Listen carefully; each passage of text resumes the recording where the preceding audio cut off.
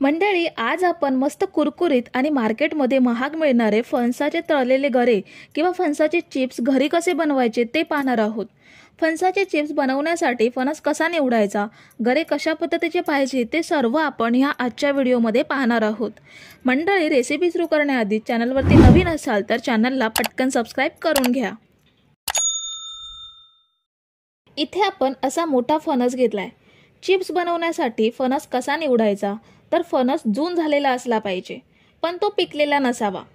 ह्या फणसाचे काटे बघा, मोठे झालेले आहेत। कोवळ्या फणसाचे काटे लहान असतात। आपल्याला कोवळा फणस घ्यायचा नाहीये, चांगला जून झालेला असला पाहिजे।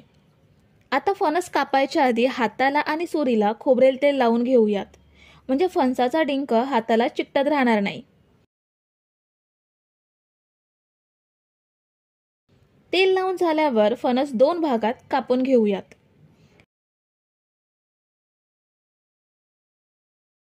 आता फणस कापल्यावर डिंक बाहेर येतोय, त्यावरती आपल्याला पुन्हा खोबरेल तेल टाकून कागदाने पुसून घ्यायचा आहे। तेलामुळे डिंक लवकर बाजूला होतो। डिंक पुसून झाल्यावर फणसाचे तुकडे करून घेऊयात, म्हणजे गरे वेगळे करायला सोपं जाईल। ही बघा, मी अशी काप करून घेते, म्हणजे गरे काढायला सोपं जाईल। आता सर्वात आधी आपल्याला हा मधला पावाचा भाग वेगळा काढायचा आहे। पाव वेगळा काढला की फणसाची काटेरी साल कापून घ्यायची। पाव आणि फणसाची साल काढून घेतली की गरे फटाफट वेगळे होतात। हे बघा, आपल्याला गरे ह्या पद्धतीने साफ करून घ्यायचे आहेत। अठळ्यांच्या साली काढून टाकायच्या आणि गऱ्याभोवती पाती असतात त्या सुद्धा घ्यायच्या नाहीयेत। निव्वळ गरे आपल्याला काढून घ्यायचे आहेत। फणसाच्या ज्या बिया आहेत, म्हणजे अठळा आहेत, त्या भाजीमध्ये टाकू शकता।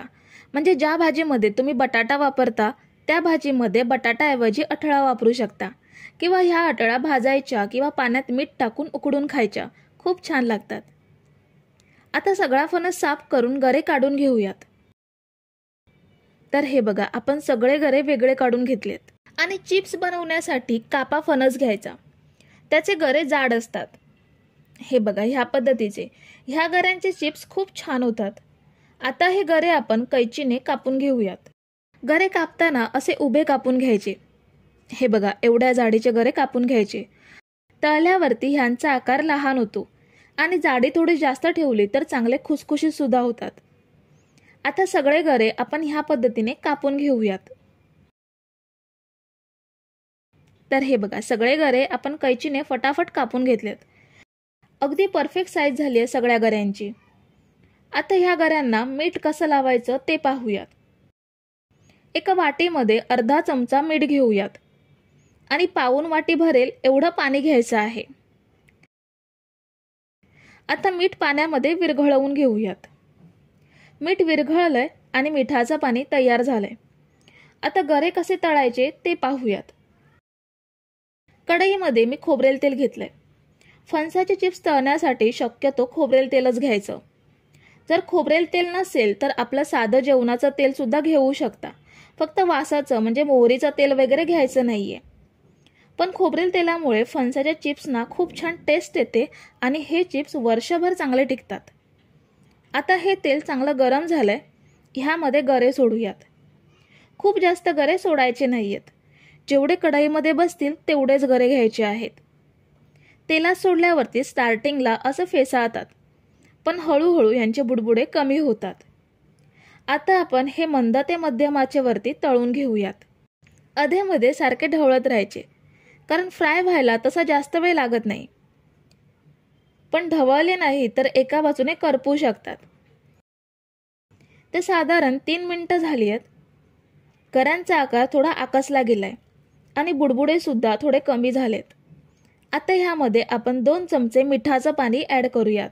मिठाचं पाणी टाकल्यावर थोडा आवाज येतो, पण घाबरायचं नाही, कारण तेल अजिबात उडत नाही। आणि फणसाचे चिप्स बनवताना ह्याच पद्धतीने त्यांना मीठ लावून घेतात। फ्राय केल्यानंतर किंवा फ्राय करायच्या आधी गऱ्यांना मीठ लावलं तर ते लागत नाही, म्हणून पारंपरिक पद्धतीने असंच मीठ लावून घेतात।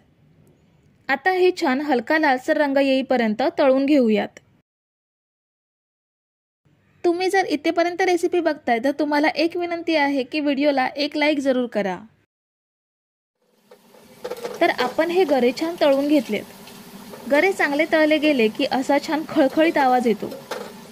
आता हे तेल नितळून काढून घेऊयात आणि बाकीचे सर्व गरे सुद्धा असेच तळून घेऊयात। तर हे बघा, आपण हे मस्त कुरकुरीत गरे फ्राय करून घेतलेत।